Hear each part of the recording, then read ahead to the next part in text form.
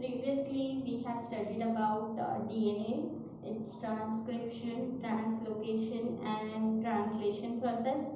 Now we are going to study of evolution. Even further, they have given you the evolution video, but I would like to enhance some more points in evolution. So basically, I will start with evolution. What is evolution? Evolution is a process in which gradual changes occur in an organism. यानी जो lower type के organisms होते हैं वो एक अलग ही उसमें एक ग्रेजुअल चेंजेस होते जाता है and they grow into a higher kind of organism. For example, basic unicellular organisms will be growing into a multicellular organism. This is all of evolution. यानी एवोल्यूशन में जो छोटे छोटे कॉम्पैक्ट स्ट्रक्चर्स होते हैं वो बनते हैं. फर्स्ट लाइफ का आना, it's a kind of evolution. यानी सबसे पहले protoplasm was the first cell. ये जो प्रोटोप्लाज्म है ये एक सिंपल सेल है, यूनिसेल्युलर काइंड ऑफ, जिसमें सेल वॉल भी नहीं है. ये एक ऐसा सेल है जो डेवलप होता है. ये सबसे छोटा और प्रिमिटिव स्ट्रक्चर है जो डेवलप होके एक मल्टीसेलुलर ऑर्गेनिज्म बनता है और एक बड़ा स्ट्रक्चर बनता है. So this is all evolution. But ये एवोल्यूशन जो हुआ है इसके कुछ एविडेंसेस होने चाहिए हमारे पास कि हम बोल सकें कि एवोल्यूशन हुआ है. थ्रू आउट द जनरेशन हम जो चेंजेस देख रहे हैं from a small organism to a big organism formation, तो इस एवोल्यूशन के जो चेंजेस है उसके एविडेंसेस लेने के लिए we have at least 5 type of evidences available with us. That is morphological evidences, anatomical evidences, vestigial evidences, paleontological evidences and embryological evidences. One by one in short I will tell you what are these evidences. Evidences का मतलब क्या होता है? Proofs. So अगर ये evolution हो रहा है तो इसके कुछ proofs होने चाहिए हमारे पास कि ये evolution हो रहा है. So for this the evolution, the very first thing is morphological changes या morphological type of evidence. इससे हमको क्या पता चलता है? जैसे उसका नाम है मॉर्फोलॉजी मीन्स क्या कि जो स्ट्रक्चर है वो किसी भी ऑर्गेनिज्म का मॉर्फोलॉजी या स्ट्रक्चर है उसको मॉर्फोलॉजिकल चेंजेस बोलते हैं. यानी पोजीशन ऑफ द ऑर्गन्स और position of the certain things. जैसे example, your eyes are positioned at same places in every organism on the head and posterior, मतलब आगे के साइड पे. So this is a morphological structure. ये जो structure है वो सब ऑर्गेनिजम्स में फिक्स्ड साइड पे रहेंगे. सो उसको बोलेंगे एक kind of morphological evidence. The next evidence was anatomical evidence. Anatomical evidences में आपको क्या पता चलेगा कि जो एनाटॉमी है ह्यूमन बॉडी का, एक एनाटॉमी होता है whether it is for animals और ह्यूमंस. ये जो एनाटॉमिकल स्ट्रक्चर्स होते हैं वो एक दूसरे से रिजेंबल करते हैं. For example our hands and forelimbs और फोर लेग्स, ये सारे जो स्ट्रक्चर्स है वो एक या दूसरे ऑर्गेनिजम्स में सेम होते हैं. जैसे in blue whale they have a fishes have swimming के लिए स्पेशल फोर लिम्ब का स्ट्रक्चर.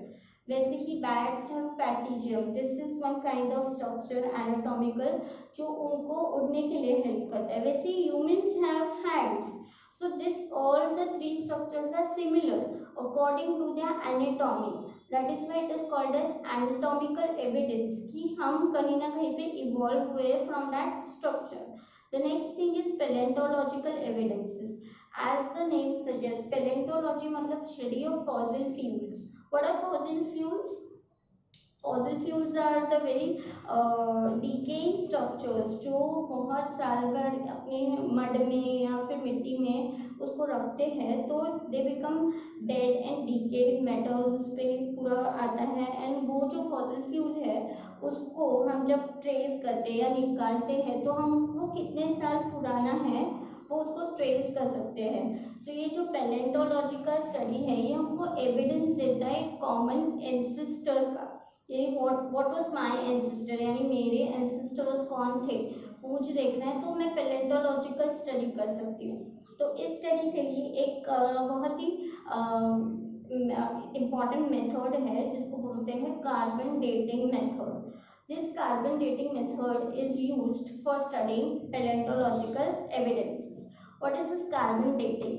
जो हमारे एनवायरमेंट में या एटमॉस्फेयर में CO2 प्रेजेंट होता है, ये CO2 में जो C है that is denotified as carbon. So ये जो कार्बन है ये 2 टाइप्स में आपको मिलता है, यानी 2 टाइप के ये कार्बन अवेलेबल होते हैं। एक है C12 और एक है C14। तो किसी भी ह्यूमन बॉडी में या एनिमल में ये C12 और C14 का एक रेशियो होता है, और ये ratio throughout the life maintain होता है, क्योंकि हम CO2 एटमॉस्फेयर से लेते हैं and we have that continuous exchange of the process, यानी CO2 लेना और CO2 को रखना अपने बॉडी में। सो अपने बॉडी में ये जो रेशियो है वो मेंटेन होता है C12 और C14 का। बट इसमें से जो C14 है ये एक रेडियो एक्टिव आइसोटोप है। What is radio active isotope? मतलब इससे रेडियो एक्टिव रेज एमिट होते हैं, जैसे एक्स रेज। सो ये रेज इससे एमिट होते हैं फ्रॉम C14। तो C14 जब रेडियो एक्टिव रेज देता है और C12 एक नॉर्मल कंपाउंड है, तो इन दोनों का जो रेशियो होता है वो हमें बताता है कि ये जो फॉसिल फ्यूल है वो कितना पुराना है। Because when the person dies वो ये CO2 एटमॉस्फेयर से ले नहीं सकता है, and this restricts the flow of CO2, यानी CO2 बाहर से ह्यूमन बॉडी के अंदर आएगा नहीं, और उस वजह से ये जो बैलेंस है वो डिस्टर्ब होता है। तो इस बैलेंस को काउंट करके हम बता सकते हैं कि कितना पुराना ये फॉसिल फ्यूल है। This whole process is called as carbon dating.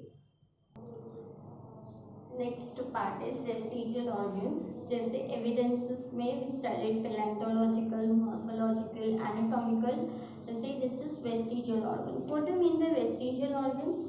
Vestigial organs जो है वो ऐसे ऑर्गन्स है जो बॉडी में डीजनरेट या यूजफुल नहीं होते हैं। मतलब एक स्पेसिफिक टाइप ऑफ ऑर्गेनिजम्स के लिए ये ऑर्गन्स यूजफुल है, तो दूसरे स्पेसिफिक टाइप ऑफ ऑर्गेनिजम्स के लिए यूजलेस है। यानी किसी किसी के लिए ये काम की चीज़ है तो किसी के लिए नहीं है। ऐसे टाइप के ऑर्गन्स को बोलते हैं vestigial organs. The best example for this is ruminants में, यानी जो कैटल्स और बफेलोज ये सब रहते हैं उसमें अपेंडिक्स होता है, वो उनके लिए बहुत इम्पॉर्टेंट है फॉर डाइजेशन प्रोसेस। लेकिन यही अपेंडिक्स जब ह्यूमंस को होता है, यानी हम लोग में होता है, it is not useful for us, और हमें वो अपेंडिक्स के ऑपरेशन करानी पड़ती है। So this is called as vestigial organs. वैसे ही दूसरा एग्जाम्पल है tailbone. Tailbone is present in us, but tail is not present. But monkeys में tail is present. So this is also a vestigial organ. वैसे ही कभी कभी wisdom tooth आता है, अक्कड़ दांत जिसको बोलते हैं। So this is wisdom tooth. ये भी हमारे लिए useful नहीं है. So this is also a useless organ. So such organs are called as vestigial organs. So vestigial organ is very important from the exam point of view.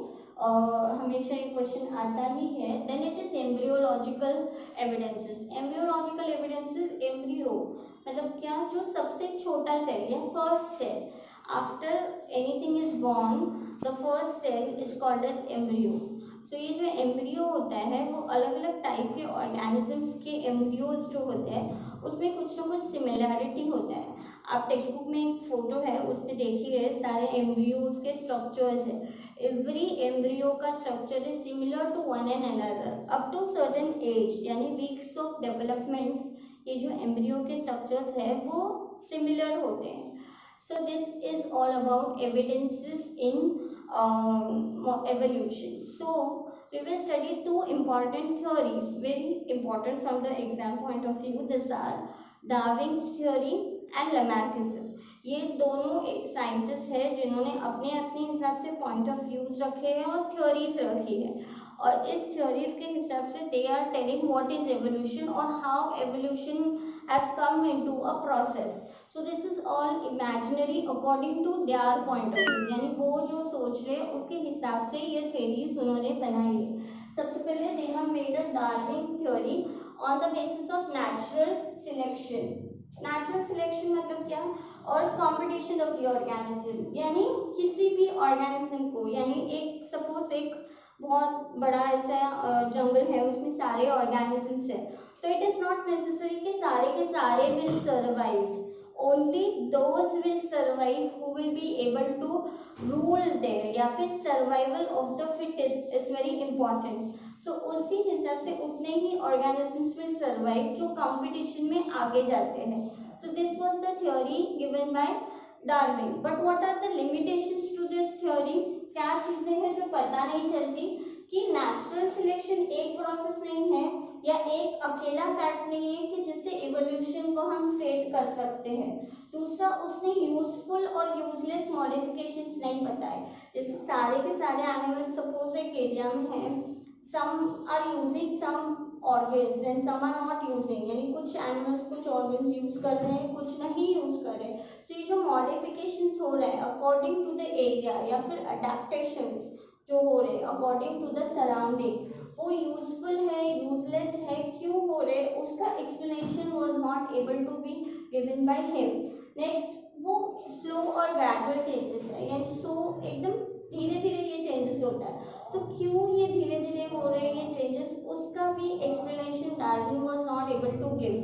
सो जो डार्विन का theory है उसके दो मेजर पॉइंट्स यही थे, एक तो नेचुरल सिलेक्शन, नेचर ही select करेगा कि कौन रहेगा, दूसरा competition, competition of the organism itself, कि वो compete करके आगे गया तो वो सर्वाइव होगा। ये दो थ्योरी के मेजर पॉइंट्स थे डार्विन के। But Lamarckism was another scientist. Now this Lamarckism has another idea of telling evolution. उसने क्या बोला कि जो भी मॉर्फोलॉजिकल चेंजेस है, यानी जो भी यूज डिसयूज हो रहा है ऑर्गन्स का, वो अकॉर्डिंग टू द एनवायरनमेंट होता है। और ये जो भी डिसयूज या फिर यूज है ऑर्गन्स का, ये अकॉर्डिंग टू द एनवायरनमेंट होगा, तो वो ये जो भी कैरेक्टर्स उनको मिल रहे हैं वो इनहेरिट करते हैं, यानी ये सारे एक्वायर्ड कैरेक्टर वो लोग इनहेरिट करते from one generation to another. यानी सपोज मेरे में कोई एक्वायर्ड कैरेक्टर है, मैं उसको नेक्स्ट जनरेशन में इनहेरिट करूंगी। So this is called as inheritance. जैसे हेरिडिटरी पढ़ा था वैसे इनहेरिटेंस। सो एक्वायर्ड कैरेक्टर्स क्या, अकॉर्डिंग टू द नेचर जो मुझे मिल रहा है उसको मैं एक्वायर्ड कैरेक्टर्स बोलती हूँ। For example giraffe was not a structure like this. पहले जिराफ का जो नेक है वो अक्वायर्ड कैरेक्टर के हिसाब से उतना लंबा है, because it is taking the grass from a height, so it is a acquired character. जैसे बर्ड्स है, डक है, स्वैन है, ये लोग पानी में रहते हैं लेकिन इनको बर्ड्स बोलते हैं। क्यों? बिकॉज इनके जो लेग्स है वो स्विम कर सकते हैं। Swimming is a acquired character they have taken from the environment. वैसे ही पर इनको बर्ड्स बोलते हैं, but they can swim also. वैसे ही ऑस्ट्रिच है, ostrich can not fly but it can run very fast. So this is the acquired character. So Lamarckism ने जो भी एक्सप्लेन किया वो एक्वायर्ड कैरेक्टर्स पे किया, यानी जो भी मॉर्फोलॉजिकल चेंजेस यानी इवोल्यूशन हुआ है वो कैसे हुआ है, बिकॉज ऑफ द सराउंडिंग। जो भी सराउंडिंग में हम जैसे एडजस्ट होंगे वैसे कैरेक्टर्स हम एक्वायर करेंगे और वही हम नेक्स्ट जनरेशन को इनहेरिट करेंगे। So this is whole process of Lamarckism.